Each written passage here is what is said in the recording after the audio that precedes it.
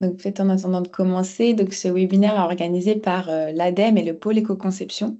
Donc, pour ceux qui ne connaissent pas le pôle, c'est donc le Centre de ressources nationales et d'expertise sur le sujet éco-conception en France.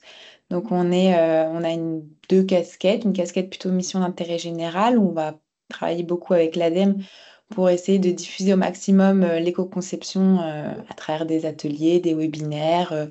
Voilà, c'est un tas de propositions.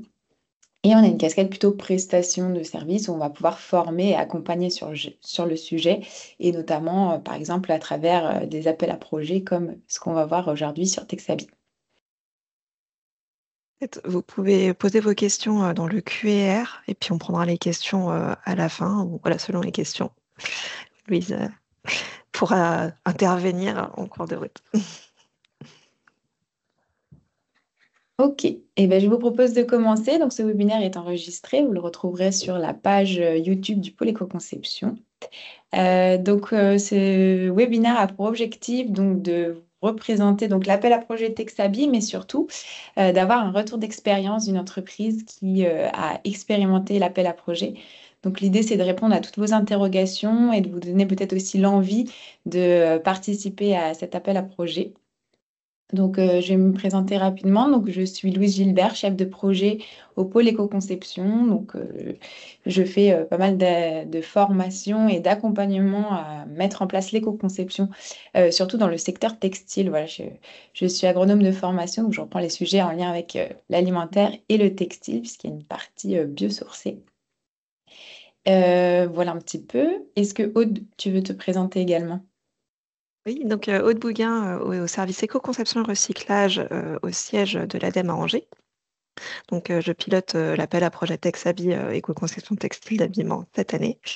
Et puis globalement, je travaille au déploiement de l'éco-conception en national. Super. Merci beaucoup. Donc, petite introduction sur le contexte réglementaire qui évolue beaucoup pour le secteur textile, ce qui peut aussi donner potentiellement envie de se lancer dans Texabi. Donc, on a notamment le SPR qui va se déployer. Donc, pour rappel, c'est au niveau européen. Ça vise à... Donc, une loi qui vise à mettre en place des exigences d'éco-conception, donc pour être déployée d'ici 2028. Et donc dans les axes prioritaires sélectionnés par cette loi, il y a donc le secteur textile. Donc ça pourrait être vraiment un atout que de se mettre à l'éco-conception dès maintenant pour anticiper aussi cette réglementation à venir.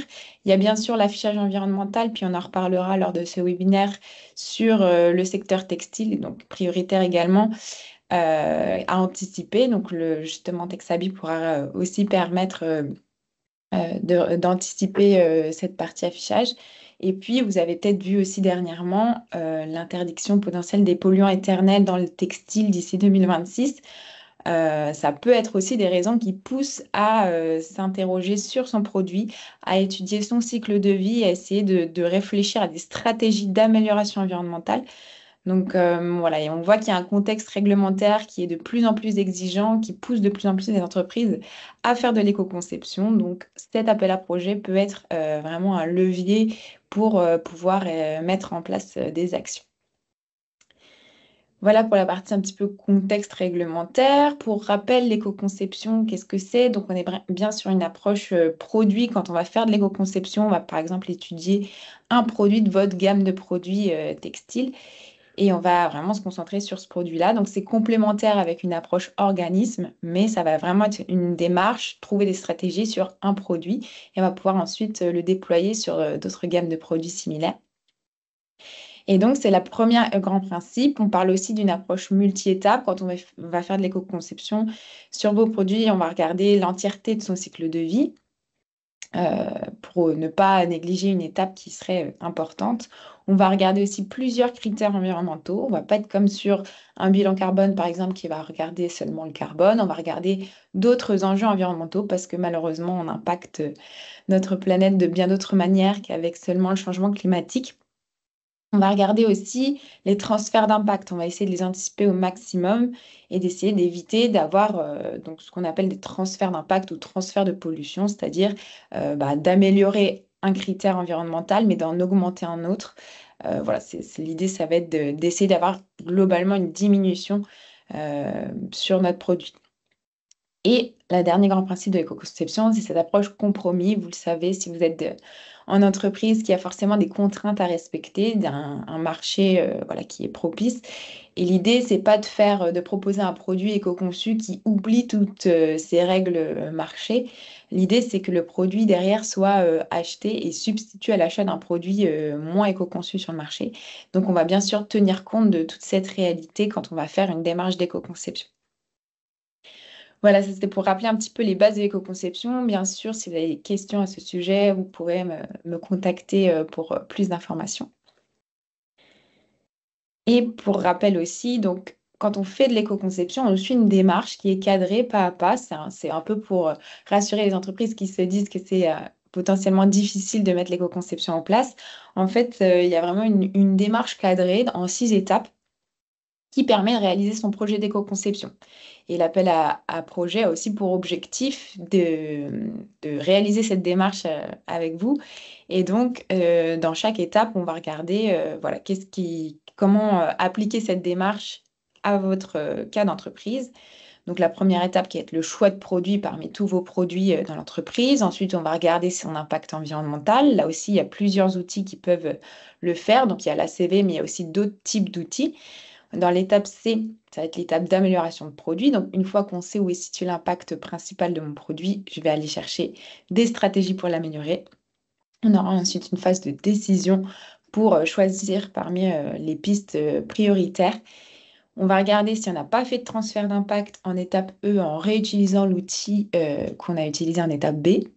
Et puis, si mon produit est meilleur pour l'environnement, je vais pouvoir le communiquer à mes clients. Et donc là aussi, j'ai des règles à respecter pour la communication environnementale.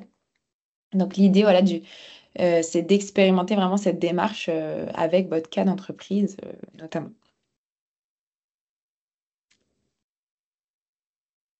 Et donc, pour rappel aussi, donc on va passer rapidement parce que l'idée aujourd'hui, c'est vraiment de mettre en lumière notre retour d'expérience entreprise. Mais pour rappel, donc, les enjeux environnementaux vont être un petit peu différents en fonction aussi de la nature du fil utilisé pour l'entreprise textile. Donc là, vous avez sous les yeux le cycle de vie détaillé d'un vêtement. Donc en fonction, on peut avoir du fil donc, naturel, ça peut être le coton, la laine, etc., qui vont avoir des enjeux en lien avec l'agriculture sur la partie amont. Et on peut avoir des fibres cellulosiques et des fibres synthétiques ou artificielle, cellulosique et artificielle, c'est un petit peu la même chose. Et donc, en fonction, on va avoir aussi des enjeux plutôt en lien avec le pétro-sourcé et la chimie. Voilà, en fonction de notre filature, on va pas avoir les mêmes enjeux. Et ensuite, on a donc le process, la chaîne de valeur du textile. On va retrouver les étapes de fabrication, de logistique, d'usage et de fin de vie. Donc, pour rappel, les enjeux principaux dans le secteur du textile en général sont sur la matière première, la fabrication et l'usage, puisqu'on va devoir laver potentiellement nos textiles. Donc, ça va être aussi là que va se trouver les axes majoritaires d'amélioration de produits.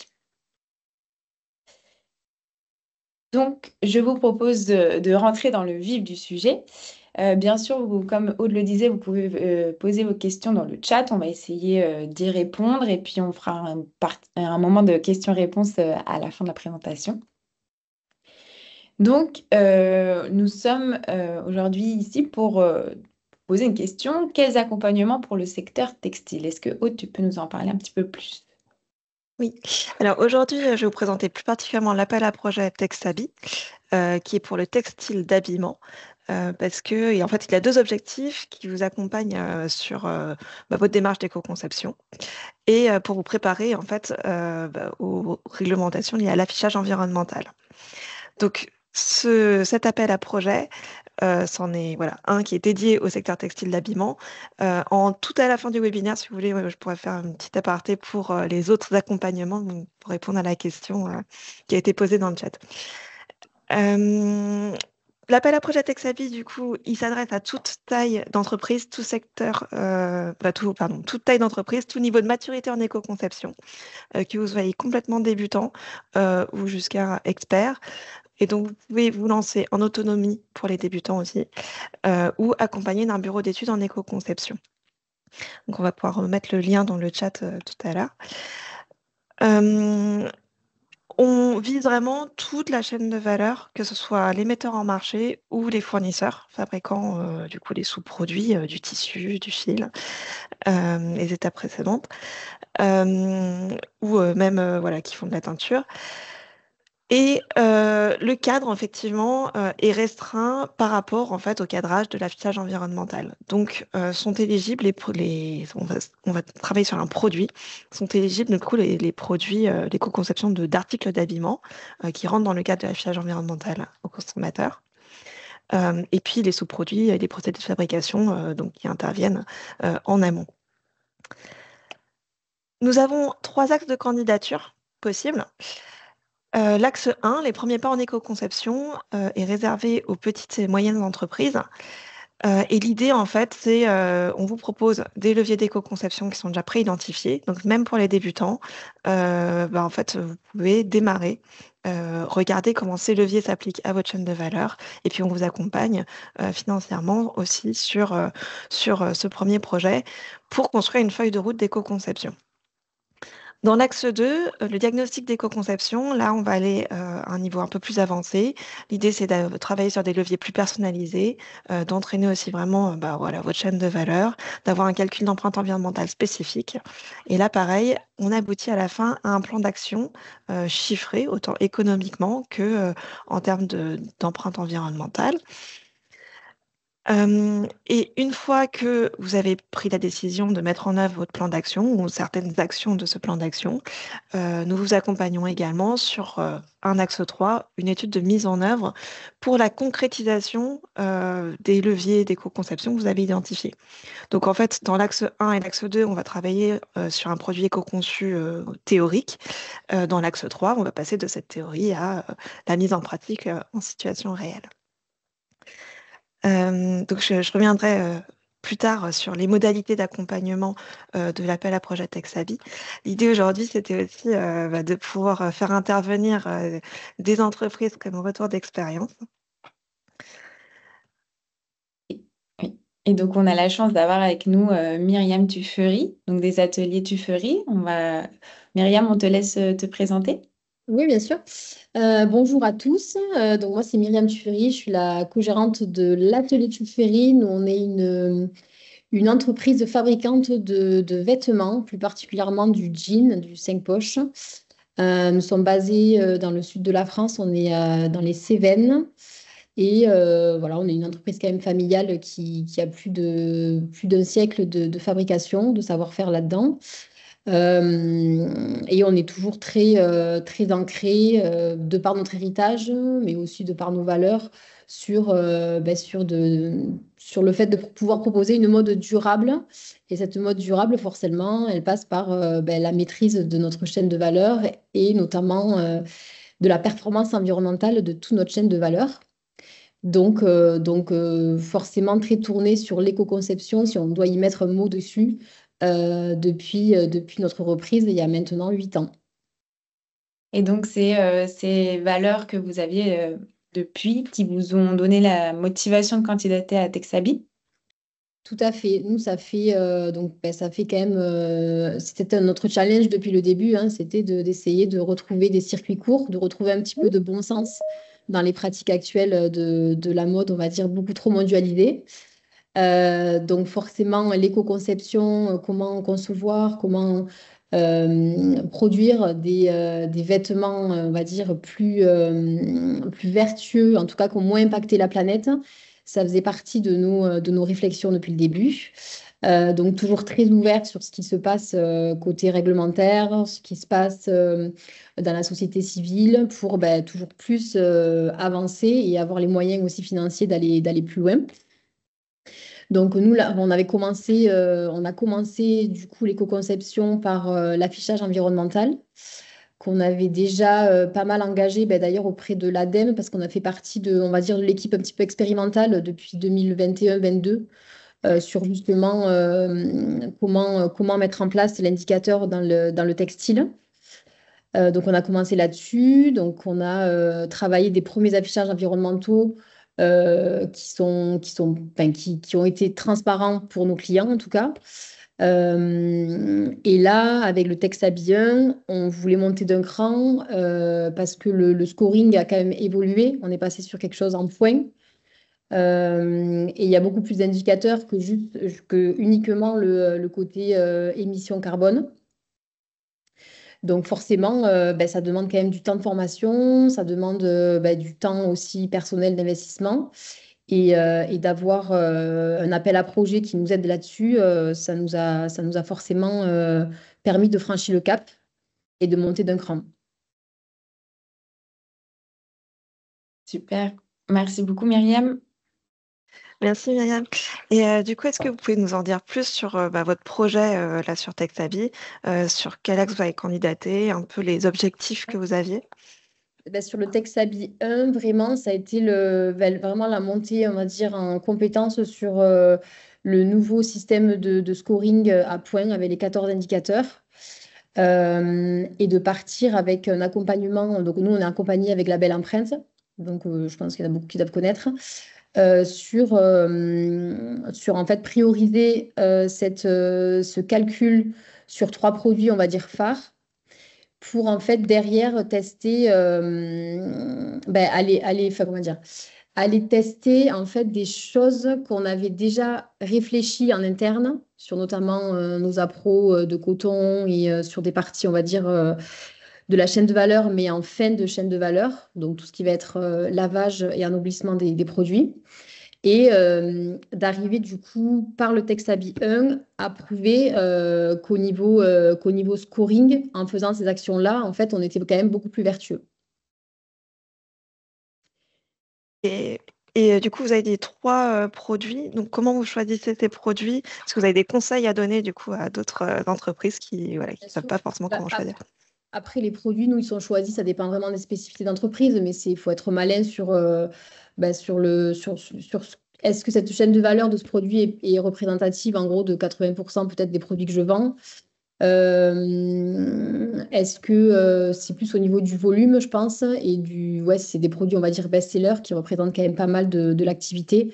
Ça peut être bien de commencer par ça, parce que forcément, si on change quelque chose dans cette chaîne de valeur, il y aura plus d'impact derrière sur le global, quoi. Merci Myriam. On va reprendre des questions un tout petit peu plus tard. Je voudrais juste, en attendant, faire un petit rappel peut-être de l'axe 1, premier pas en éco-conception. Du coup. Voilà, l'idée en fait, c'est que on vous propose déjà un guide ADEME éco-conception textile, premier pas, donc pour les débutants. D'ailleurs, ce guide va apparaître sur la librairie ADEME du coup dès demain. Et à partir de ce guide, vous pouvez vous lancer donc dans la démarche d'éco-conception qu'a présenté Louise tout à l'heure. Ici, vous avez juste le rappel des trois étapes principales, donc l'évaluation environnementale, l'amélioration et la communication sur la performance environnementale des produits. Et en fait, l'idée du guide, c'est de simplifier, de faciliter cette démarche et de se dire, en fait, on n'a pas besoin de calculs très importants pour démarrer. Il y a certains points qui peuvent déjà être améliorés. Et donc, nous vous accompagnons donc, sur l'axe 1 pour définir votre plan d'action à partir des leviers identifiés dans le guide. C'est-à-dire, par exemple, j'ai choisi une matière en coton. En fait, donc mon produit habituel est en coton. Est-ce que j'ai d'autres matières qui seraient aussi appropriées techniquement, mais plus vertueuses en termes d'impact environnementaux? Et qu'est-ce que ça change en fait dans ma façon de produire mon vêtement? Donc ce plan d'action va décrire en fait toutes ces étapes et qu'est-ce que ça change pour moi de mettre en place une chaîne d'approvisionnement de coton bio ou de coton recyclé.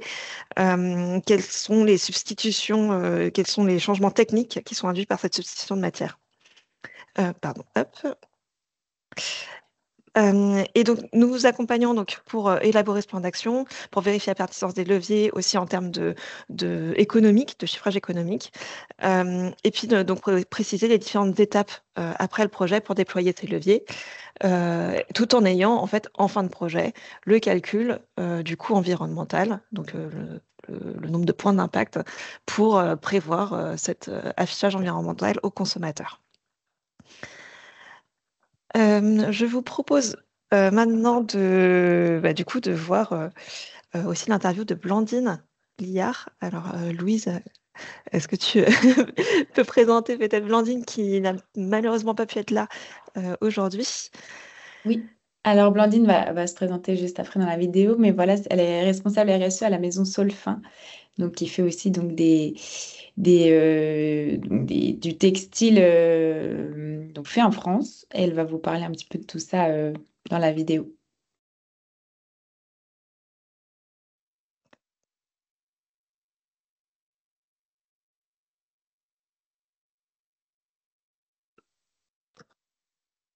Bonjour, donc je suis Blandine de la maison Solfin. Je m'occupe des achats, des commandes matières, commandes de production et mise en place collection, ainsi que tout ce qui est RSE au sein de l'entreprise. C'est plutôt une entreprise, une moyenne entreprise. On est fabricant français donc de tricot maille. Concernant notre démarche au niveau de manière globale, plutôt RSE, éco-conception, etc., on essaye de se maintenir en fait au courant parce qu'on n'a pas non plus un service dédié en fait à ces démarches-là.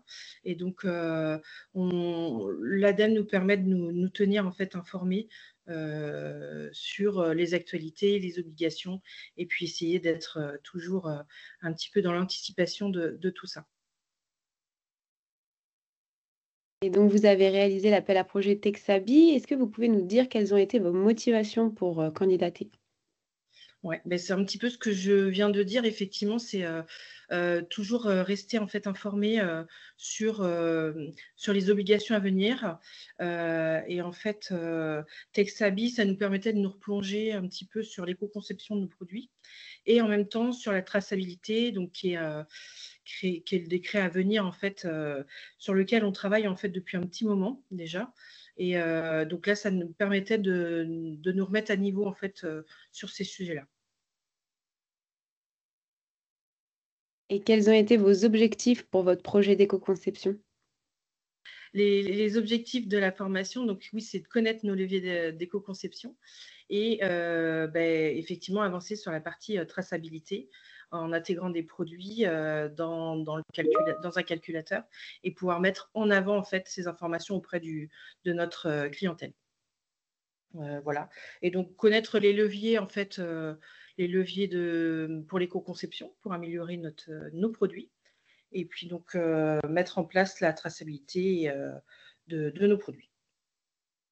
Et donc, pour lancer ce projet, vous avez dû choisir un produit. Est-ce que vous pouvez nous expliquer pourquoi et comment vous avez choisi ce produit pour démarrer votre démarche? Donc, on a choisi effectivement 3 produits, donc avec des matières différentes, des façons de tricoter différentes, avec des pertes de matière qui sont aussi différentes. Et donc, pour essayer en fait d'avoir vraiment des calculs et des résultats qui peuvent être très différenciants. Et donc, pour pouvoir avoir un panel assez large. On n'est que sur 3 références, mais voilà, c'est surtout pas choisir les mêmes matières, pas choisir les mêmes modes de confection pour essayer d'avoir des résultats différents et qui soient intéressants à analyser. Et que vous a apporté l'accompagnement de l'ADEME? Alors, l'ADEME, c'est vrai que ça nous apporte le côté financier, en fait. C'est vrai que des formations, si on n'avait pas accès à ces formations, c'est vrai qu'on ne se formerait pas. Et d'autre part, financièrement, on ne pourrait pas se permettre de faire ce type de formation. Donc, c'est vraiment l'accompagnement, l'information aussi de ce qui se fait et la mise à disposition des formations.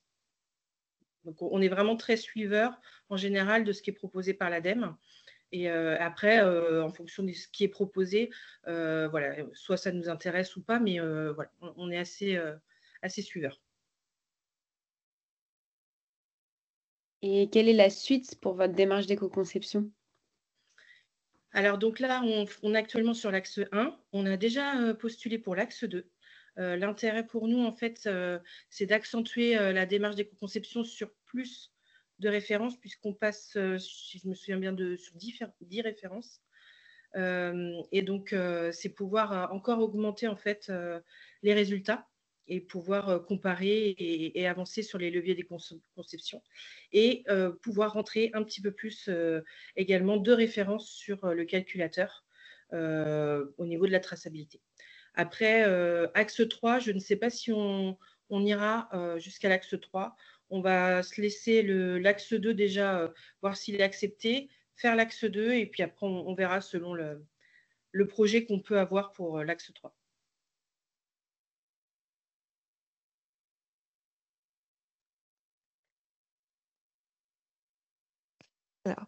Et du coup, donc je vous propose, vu que Blandine a mentionné l'axe 2, je vous propose de faire un petit récapitulatif de ce qu'on attend dans un projet axe 2 de diagnostic d'éco-conception.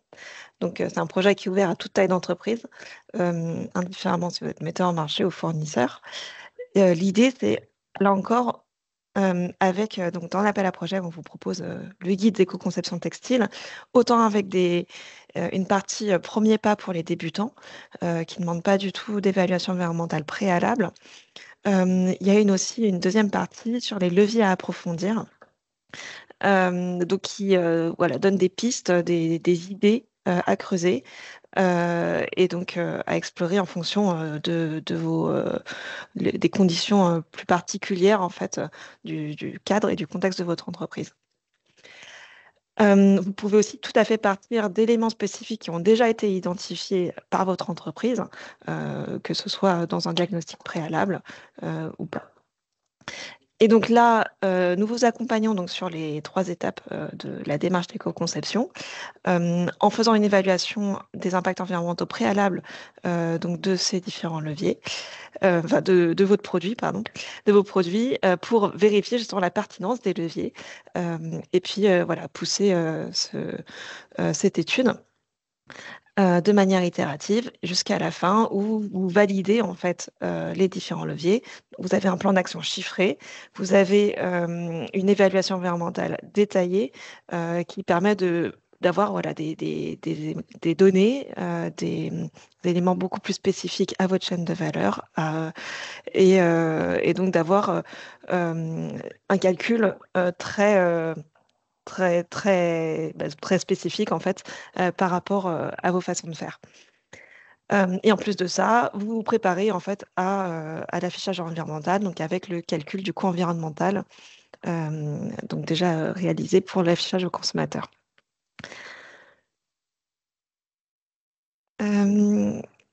Du coup, nous avons entendu Blandine sur la partie, sur les suites de son projet. Peut-être également Myriam.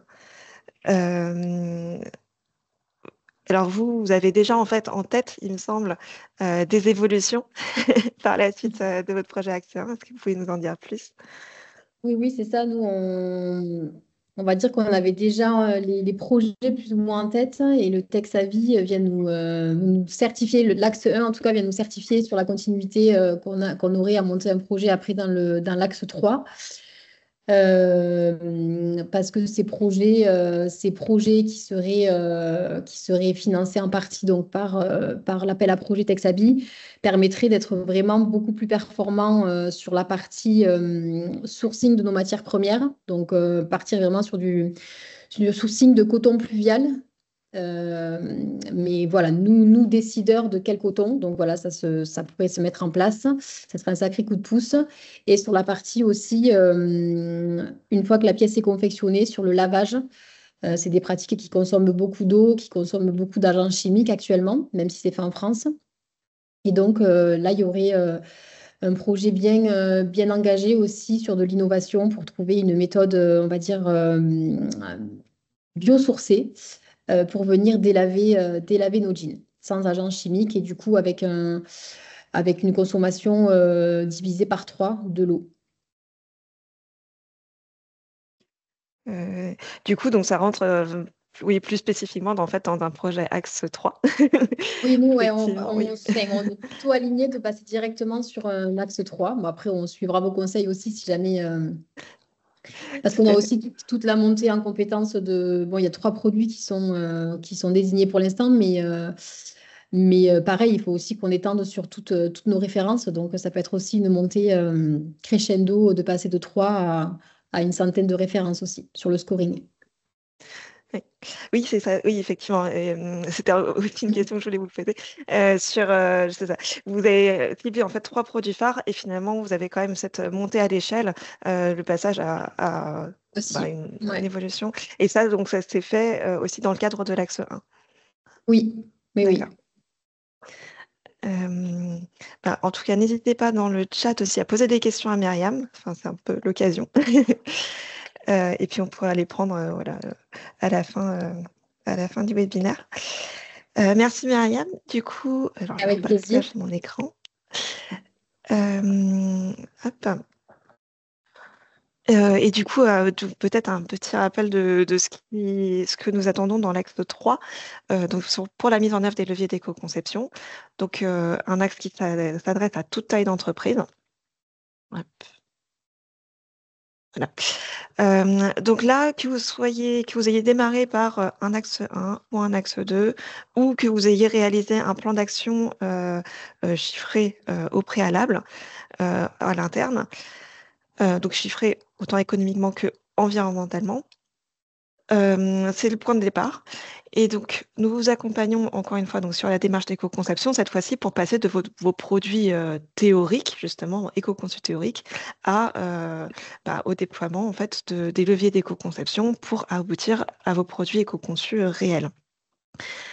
Donc, on vous accompagne là-dessus. Ça sera par exemple le changement de fournisseur, le temps à passer pour cibler les bons fournisseurs qui répondent bien à votre cahier des charges, tester différents échantillons pour vérifier que voilà, ils répondent aux différentes contraintes techniques tout en réduisant les impacts environnementaux. Euh, on peut accompagner donc aussi les prototypages de produits finis avec des technologies qui sont déjà éprouvées.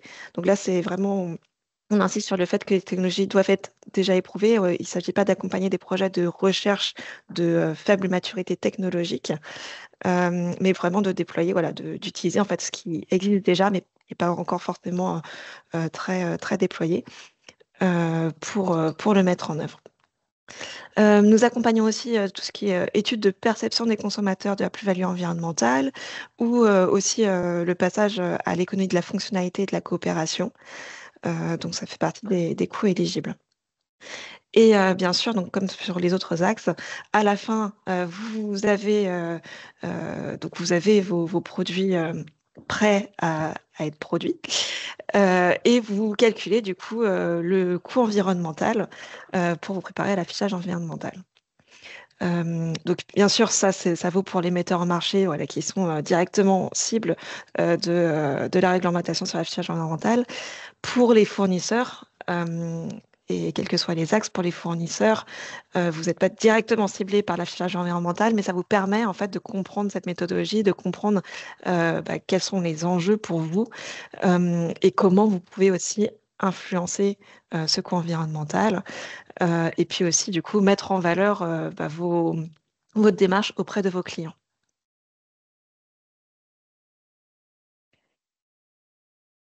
Et alors, Aude, est-ce que tu peux nous dire un peu plus sur comment engager une démarche d'éco-conception? Est-ce que tu veux pas nous parler d'un petit guide? Oui, effectivement. Pardon. J'ai parlé tout à l'heure des 2 guides d'éco-conception textile d'habillement. Alors jusqu'ici, ils étaient en annexe de l'appel à projet, du cahier des charges de l'appel à projet.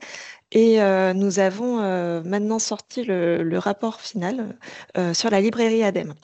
Alors juste petit point technique, il va y avoir des ajouts à la marge d'ici demain.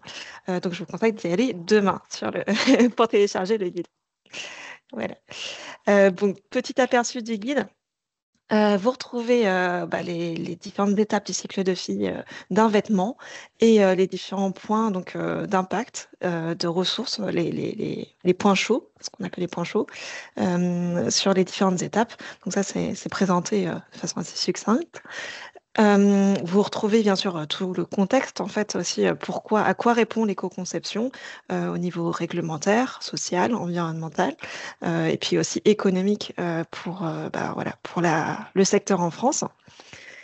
Et surtout, vous avez deux parties dédiées. Donc, la première partie avec les leviers d'éco-conception premier pas, donc vraiment pour les débutants qui n'ont jamais fait d'éco-conception.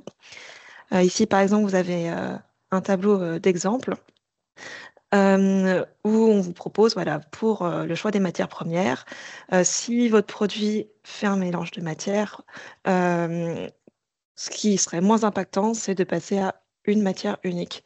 Donc, par exemple, pour un t-shirt. Si donc votre t-shirt est en coton, on va regarder dans la même gamme, donc dans les matières naturelles d'origine végétale, qui pourraient avoir moins d'impacts environnementaux. Donc, on vous propose de passer au coton biologique, voire au lin, au chanvre, coton recyclé, même lin chanvre bio, c'est possible. Voilà, c'est bien détaillé dans le guide, de la façon aussi de lire les tableaux qui sont bien ligne par ligne et donc pas forcément comparer différentes lignes. Cette partie-là a été développée de manière à ce que vous voyez aussi les bénéfices des leviers lorsque vous préparez l'affichage environnemental. Donc, quand vous calculez le coût environnemental, le fait de passer d'une alternative à l'autre doit pouvoir vous permettre de réduire votre empreinte environnementale et sur l'affichage au consommateur. Dans la deuxième partie, dans la dernière partie du guide, vous avez aussi des pistes d'approfondissement qui, cette fois-ci, nécessitent aussi des études complémentaires parce que, en fait, aussi, EcoBalize est un outil de calcul simplifié avec des bases de données, donc des données agrégées. Ce n'est pas toujours possible de mettre en évidence la plus-value de vos leviers. C'est pour ça qu'on a fait deux parties séparées. Et donc, dans cette partie-là, vous avez des pistes d'approfondissement pour lesquelles vous verrez une amélioration de l'empreinte environnementale de votre produit lorsque vous réalisez une analyse de cycle de vie avec vos données spécifiques, justement. Ça permettra de mettre en valeur vos pratiques plus vertueuses.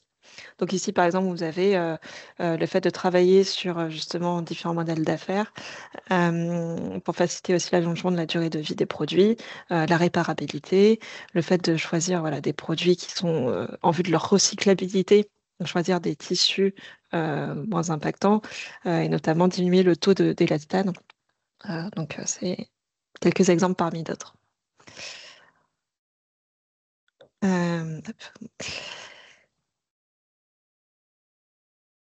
Et du coup, je vous propose aussi de vous montrer brièvement, vous expliquer les modalités d'accompagnement de l'appel à projet Texabi. Pour ceux qui connaissent la page de notre appel à projet, il y a une mise à jour de la page Agir. Et donc, voilà, le nouveau design. Vous pouvez donc déposer votre dossier directement depuis la page de l'appel à projet. Au niveau des modalités d'aide, nous accompagnons les entreprises selon leur taille. Donc, les petites entreprises, ça va être un taux d'aide de 80%, les moyennes entreprises 70% et les grandes entreprises 60%.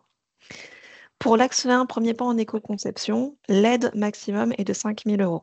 Donc, on va regarder le montant, le coût total de votre projet. On applique le taux d'aide. Et pour l'axe 1, le taux d'aide est plafonné à 5 000 €. Pour les axes 2 et 3, on va regarder le montant de votre projet et c'est cette assiette-là qui va être plafonnée. Et ensuite, on appliquera les taux d'aide. Donc, les diagnostics d'éco-conception, on va avoir une assiette maximale de 50 000 €. Et pour l'axe 3, les mises en œuvre des leviers d'éco-conception, on aura une assiette maximale de 100 000 €. Donc, parmi les coûts éligibles, donc je l'ai présenté tout à l'heure un peu pour l'axe 3, mais vous avez également aussi tout ce qui est formation à l'éco-conception, notamment l'équipe transverse interne. Voilà, bien mentionner aussi les différentes fonctions de l'entreprise qui vont être impliquées dans le projet. C'est intéressant et c'est ça qui va aussi être une clé de réussite de votre projet, de bien impliquer les différentes fonctions de l'entreprise. Et puis surtout de mobiliser les personnes en interne dès le démarrage du projet. Donc, bien sûr, les dépenses internes de l'entreprise sont éligibles.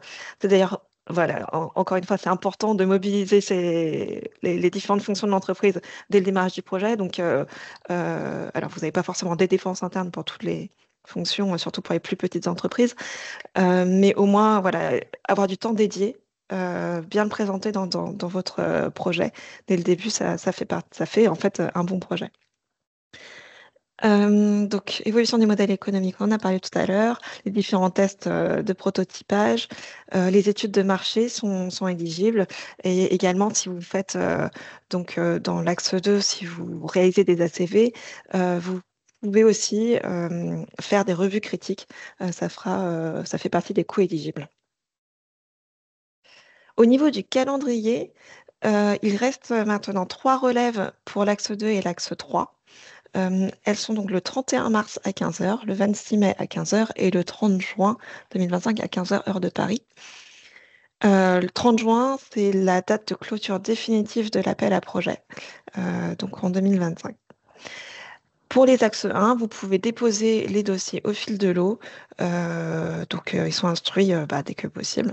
Donc vous n'avez pas besoin d'attendre les différentes dates de relève. À titre indicatif, vous avez ici des durées de projet. Voilà, forcément selon la taille du projet, le nombre de produits que vous avez sélectionnés, la vision aussi de mise à l'échelle et de déploiement, ces durées peuvent être aussi variables.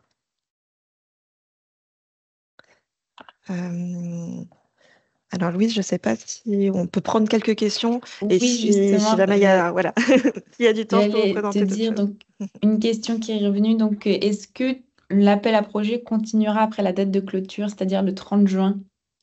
Non, normalement, ce sera la dernière relève de l'année. Donc effectivement, n'hésitez pas à candidater en fait dès que possible. C'est vrai que j'ai pas parlé aussi de l'enveloppe budgétaire. C'était une question qui a été posée beaucoup par mail. Donc on a vraiment un budget dédié sur l'appel à projet Texabi. Pour l'instant, on n'a pas du tout consommé cette enveloppe. On a eu une soixantaine de projets déposés et vraiment, il reste du budget sur l'enveloppe. Donc, n'hésitez pas à déposer votre projet sans attendre la dernière relève. Donc, parce qu'on va traiter en fait les projets selon leur ordre d'arrivée aussi. Ok, super. Et ben, ce qu'on peut faire, c'est répondre aux questions un petit peu plus générales sur l'entièreté du webinaire. Si Aude, Oui. sauf si Aude, tu avais des infos en plus. Donc, on a notamment une question de Mégane sur l'axe 2. Est-ce que le bureau d'études doit-il absolument suivre la méthode française pour réaliser la CV? Et est-ce qu'il y a une base de données imposée? Alors, oui, Mégane, dans le cahier des charges, en fait, on vous propose, il y a une méthode recommandée sur la base du PFCR version 2. Donc, je vous invite à regarder le cahier des charges et s'il y a des questions, peut-être nous contacter par mail. C'est plus des questions typiques de bureau d'études. Je ne vais pas trop embêter techniquement aujourd'hui les participants. Très bien. Une petite question pour Myriam. Est-ce que, à part donc la réduction de la consommation d'eau lors du lavage, qui est déjà un beau projet, est-ce que vous avez soulevé d'autres leviers que celui-ci pour améliorer votre produit? Alors, il y en a toujours, c'est sûr. Après, on est déjà dans dans des démarches d'éco-conception. On part pas de zéro. On est déjà quand même bien engagé sur les matières premières comme le chanvre, le lin. Donc, on pousse les projets sur le sourcing matière. On avait bien identifié que c'est vraiment la partie finale du produit qui représente 15% en gros des émissions carbone. Alors c'est sur l'ancien affichage, donc c'est peut-être pas le nouveau, mais on avait identifié ça. Et la grosse partie aussi sur la matière première, qui est le coton, qui représente encore bien, nous, 60% de nos ventes.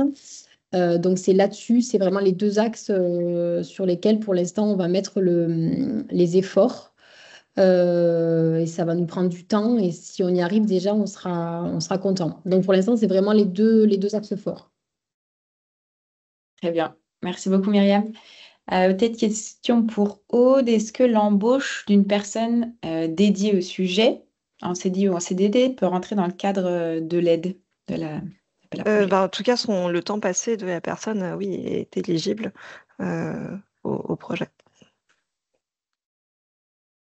Ok, très bien. Je crois qu'on a fait un petit peu le tour des questions pour le moment.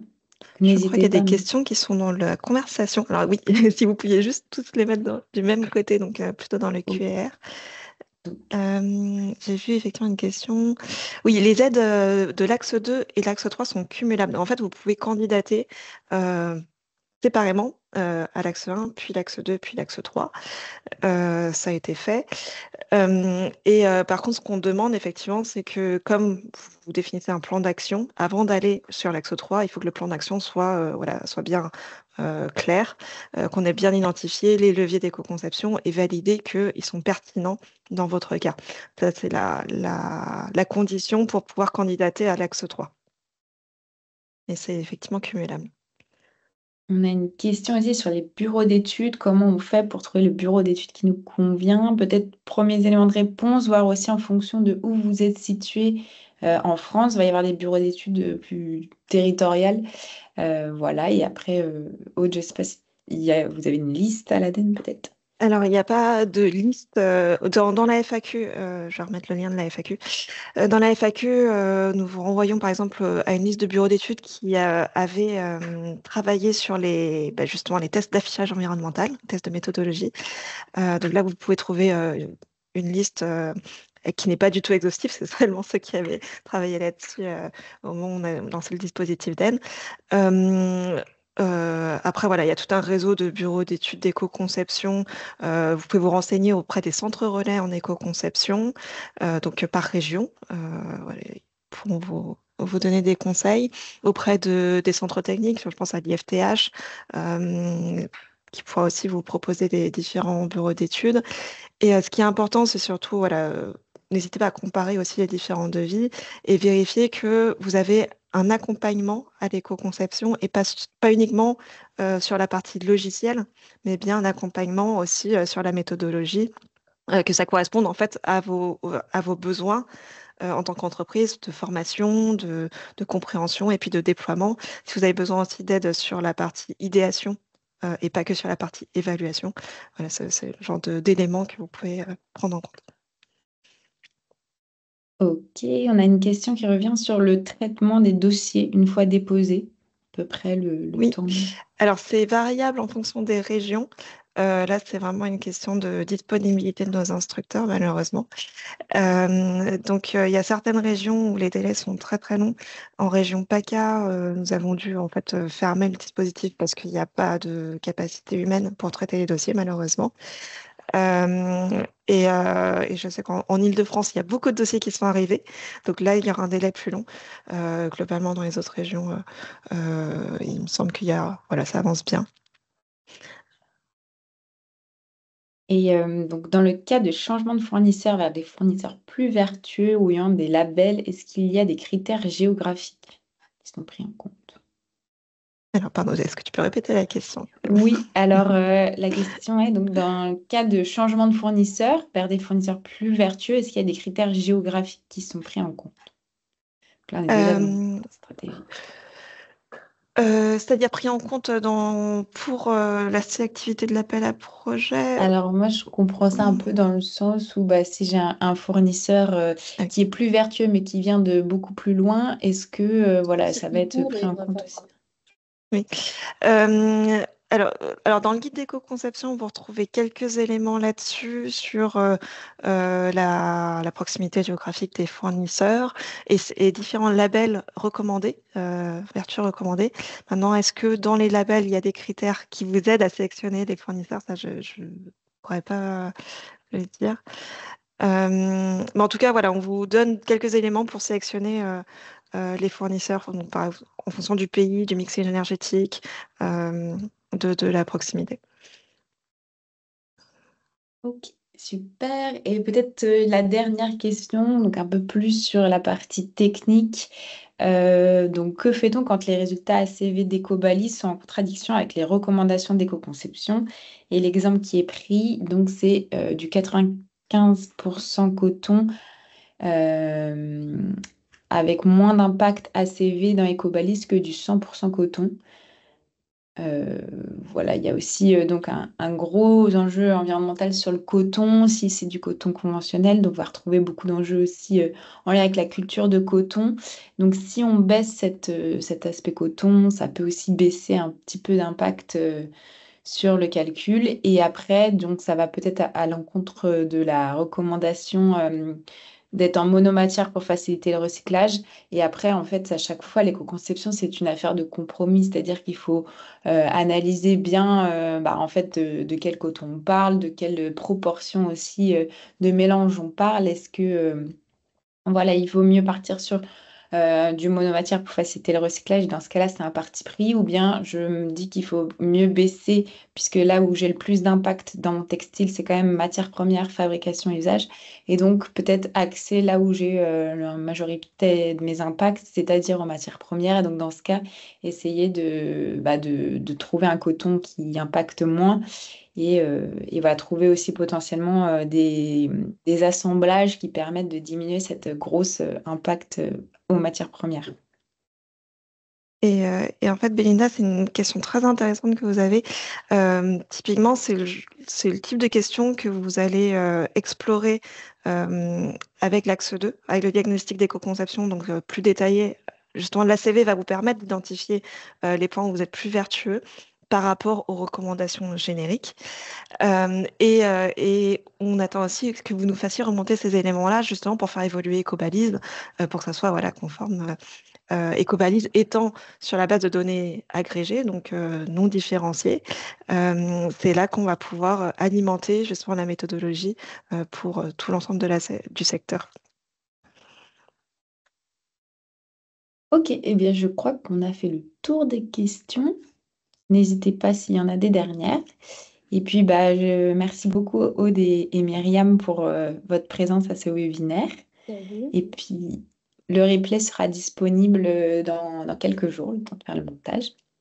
Alors, Louise, juste tant qu'à faire, puisqu'il y avait des questions sur les produits qui ne sont pas éligibles Oui, à l'appel à projet. Sur la page Agir éco-conception, vous retrouvez les différents dispositifs d'aide que nous avons en éco-conception. Donc, hors appel à projet Texabi. Donc, ça, c'est pour tous les secteurs d'activité, tout type de produits et services. Donc, on a, alors là, j'ai pas le détail. On a trois dispositifs d'aide. Donc, il y a Tremplin Premier Pas en éco-conception, qui est pareil. On a voulu faire un peu le parallèle quand même entre Texabi et puis nos aides classiques. Donc, les mêmes montants, jusqu'à 5 000 € d'aide pour les petites et moyennes entreprises pour voilà, vous lancer, faire vos premiers pas en éco-conception. Ensuite, avec dans le partenariat avec la BPI France, nous avons une aide pour une quinzaine de jours de prestations par un bureau d'études d'éco-conception, d'accompagnement en fait, pour monter votre feuille de route d'éco-conception. C'est ouvert aussi aux petites et moyennes entreprises.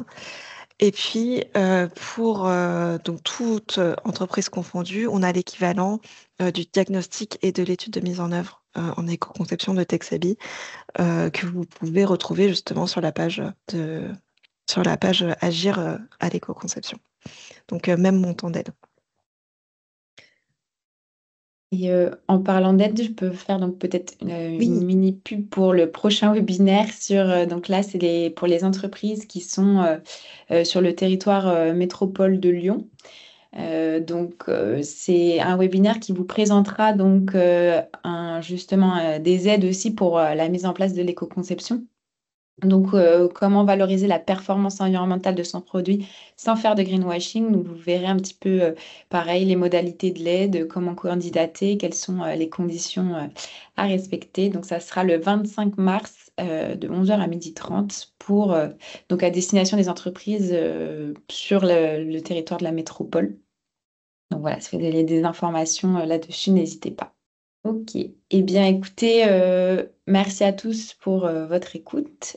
Aude, tu veux peut-être, je te laisse le mot de la fin. Non, mais merci à tous pour votre attention. Et puis voilà, n'hésitez pas à nous contacter. Il y a aussi l'adresse mail de l'appel à projet. Si vous avez des questions voilà, de cadrage, si vous avez des questions de compréhension.